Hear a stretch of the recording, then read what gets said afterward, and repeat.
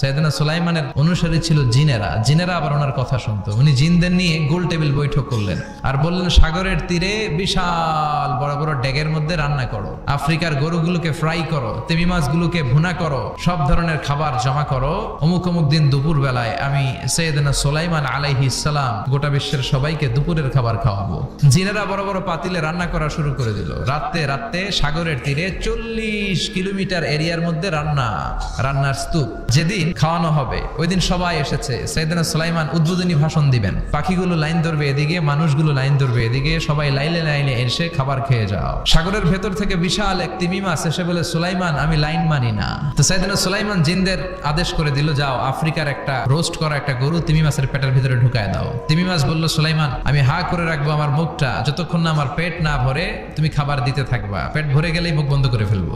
সাইয়েদনা সুলাইমানের কথা অনুযায়ী জিনের বাদশা একটা আস্ত গরু ফ্রাই করা তিমি মাছের পেটের ভিতরে ঢুকাই দিছে, কিন্তু তিমি মাছ হা করে আছে। সাইয়েদনা সুলাইমান বলেন, কয়েকটা খাসি মেরে দাও। একটা খাসি দিয়ে দিল, তারপরও হা করে আছে। দিতে 1 কিলোমিটারের খাবার নাই। বড় বড় ডেক থেকে পোলাও দাও, খিচুড়ি দাও, বিরিয়ানি দাও, আরো কয়েকটা গরু দাও, হা করে আছে। আরো কয়েকশো গরু দাও, হা করে আছে। আরো কয়েক হাজার গরু দাও, হা করে আছে।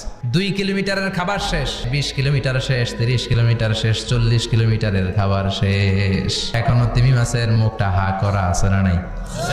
সাইয়েদনা সুলাইমান সেজদায় পড়ে গেলেন, ডেকে বললেন, আল্লাহ আমি বুঝি নাই, গোটা বিশ্বের সবাইকে তো দূরের কথা একটা মাছরেও তো রিজিক দিতে পারলাম না। তিমি মাছ এখনো হা করা। ডেকে বলে, সুলাইমান প্রতিদিন রব্বুল আলামিন 3টা লোকমা খাবার আমারে খাওয়ায়। তুমি 40 কিলোমিটারের খাবার পেটে দিয়েছো, কিন্তু আল্লাহর 3টা লোকমার একটা লোকমার সমানও হয় না।